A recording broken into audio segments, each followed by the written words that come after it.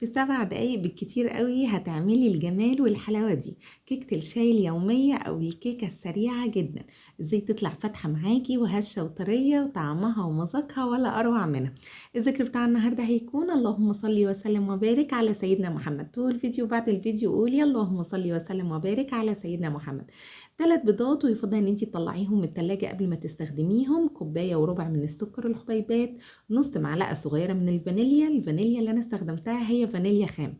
لو مش متوفر عندك الخام استخدمي معلقة كاملة، يعني تقريبا فيما يعادل 4 اكياس من الفانيليا، اللي هو الاكياس الصغيرة دي اللي بتتباع في السوبر ماركت.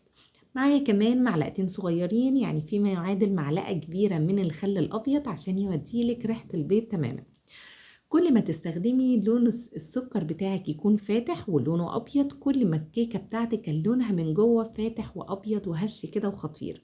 عايزه اقولك ان الكيكه بتاعت النهارده فيها مكون سحري بيخليها من جوه لونها فاتح جدا ومذاقها احلى من اي كيكه بمشيئه الله هتذوقيها.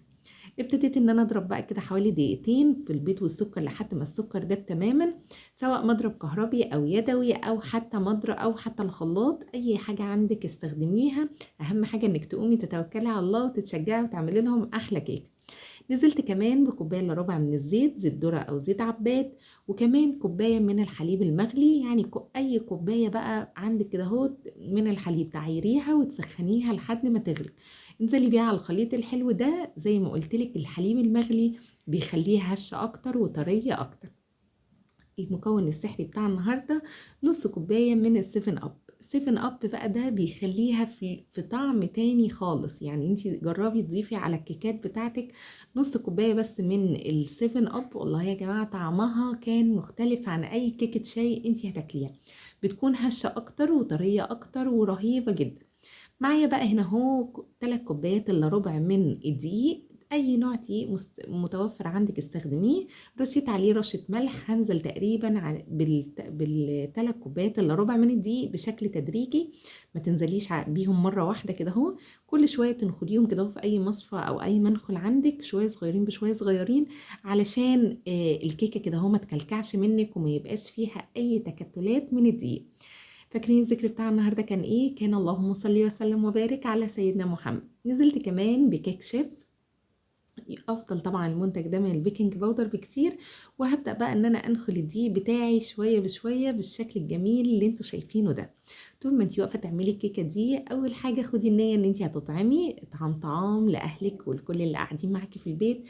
تاني نية بقى انك تاخديها ان انتي كده هو بتدخلي السعادة والسرور على اللي حواليكي كلهم، يعني تدخلي لهم كده هو من باب اطعام الطعام، وتدخلي لهم كمان من باب ان انتي هتدخلي لهم السرور، حاجة كده ويشربوها الصبح جنب كوباية شاي او كوبايه حليب او حتى فنجان قهوه. في كل الحالات محدش ما بيفرحش بالكيكات او بالحلويات عموما او باي حاجه مسكره انتي بتعمليها.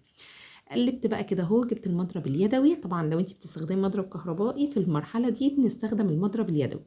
بقلب كده اهو في نفس الاتجاه، ما تقلبيش في اتجاهات مختلفة علشان الهواء الكيكة تحتفظ بكل الهواء اللي فيها. لو عجبك الفيديو ما تنسيش اللايك. شايفاك يا اللي لسه ما عملتيش لايك الى الان، يلا بسرعة اعملي لايك علشان الفيديو ينتشر لاكبر يعني ناس، وكل الناس تستفيد باحلى كيكة ممكن يعملوها. بالسباتيولا بقى لميت الطبق بتاعي كده والعجينة الحلوة دي. بصوا بقى القوام عامل ازاي، عامل زي الشريط كده على رأي ماما. ترفعيها كده وتبدأ انها تنزل كده خط واحد. صينية مقاس 26، لو مش بتحبيها مرتفعة بزيادة اعمليها مقاس 28. طبقة زيت خفيفة، ما كتريش الزيت، وممكن تبقى طبقة زبدة خفيفة أو طبقة سمن كده اهو بالفرشة. وهحط بقى معلقتين كبار، عفوا معلقة كبيرة بس من الدقيق عشان نبطن الصينية. طبعا يفضل ان انتي تبطني الصينية علشان ما تلتصقش فيها ابدا.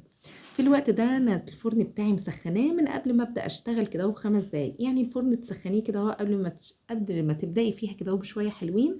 ولعي الفرن بس على درجه حراره يعني تقريبا 180 200، ما تخليهاش ولا عاليه قوي ولا واطيه قوي. الكيكات بتحب النار الوسط، وبنولع من تحت بس ما بتولعيش الشوايه.